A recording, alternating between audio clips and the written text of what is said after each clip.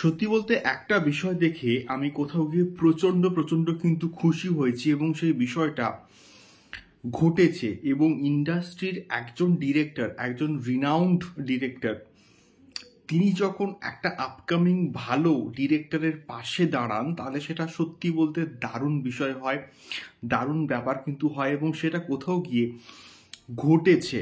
এবং শাকিব খানের বরবাদ আসছে এবং বরবাদ একটা চরম লেভেলের প্রজেক্ট কিন্তু হচ্ছে এবং সেই স্ট্যান্ডার্ডের টিজারটা কিন্তু রেসপন্স পেয়েছে এবং কোথাও গিয়ে সেটাকে সেলিব্রেট আমরা প্রত্যেকে কিন্তু করছি।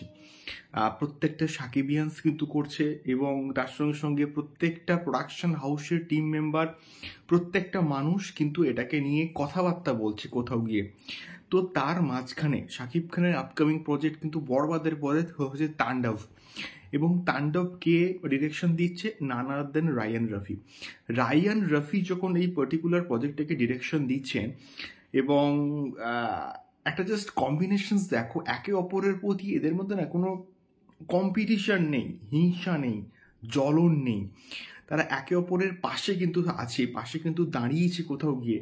তার কারণটা হচ্ছে রায়ান রফি শাকিব খানের ওই পার্টিকুলার পোস্টটা, ইউটিউবে যে লিঙ্কটা বরবাদের টিজারের, সেই পার্টিকুলার লিঙ্কটাকে কিন্তু শেয়ার করে মেহেদি হাসান হৃদয়কে কিন্তু থ্যাংক বা কংগ্রেচুলেশনস কিন্তু কিন্তু জানিয়েছে। এটা অনেক অনেক বড় একটা মানসিকতা আমার তো অ্যাটলিস্ট মনে হয়। এবং এই রকম মানসিকতা যদি আমাদের টলিউড ইন্ডাস্ট্রির মধ্যে থাকতো তাহলে টলিউড ইন্ডাস্ট্রির হয়তো কোথাও গিয়ে আজকের এইরকম একটা অবস্থা কিন্তু হতো না। তো এটা একটা দারুণ খবর। রায়ান রফি বরবাদকে সাপোর্ট করেছে, রায়ান রফি শাকিব খানকে সাপোর্ট করেছে এবং গত বছর তুফানে শাকিব খানকে যেভাবে রাফি প্রেজেন্ট করেছিল আমরা প্রত্যেকে কিন্তু দেখেছি। এবং বাংলাদেশের সব থেকে চাইতে বড় বাজেটের প্রজেক্ট কিন্তু হচ্ছে বরবাদ এবং তুফানের থেকেও বড় ছবি, সেটা টিজারের মধ্যে জাস্ট ফুটে উঠছে। এবং এটাও কিন্তু বলা হয়েছে যে নেক্সট কন্টেন্ট কিন্তু খুব জলদি আসছে এবং সেইটা আসার অধীর অপেক্ষা কিন্তু রয়েছে। তবে একটু বলবো যে টাইম ফ্রেমটা গ্যাপ দিয়ে কিন্তু নিয়ে আসা উচিত।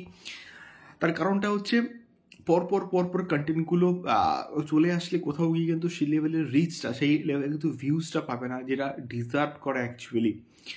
সো এটা একটা দারুণ খবর যে রায়ান রফি বরবাদকে সাপোর্ট করলো, রায়ান রফি শাকিব খানেরকে সাপোর্ট করলো, মেহেদি হাসান হৃদয়কে সাপোর্ট করলো এবং এর ফলেই বাংলাদেশ ইন্ডাস্ট্রি কিন্তু আগের থেকে অনেক অনেক বেশি এস্টাবলিশড একটা ইন্ডাস্ট্রিতে কিন্তু মোটামুটি পরিণত হচ্ছে।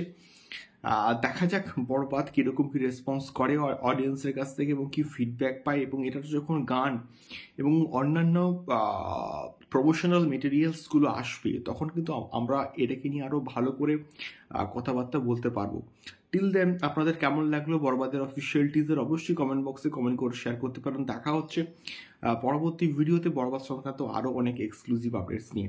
টাটা।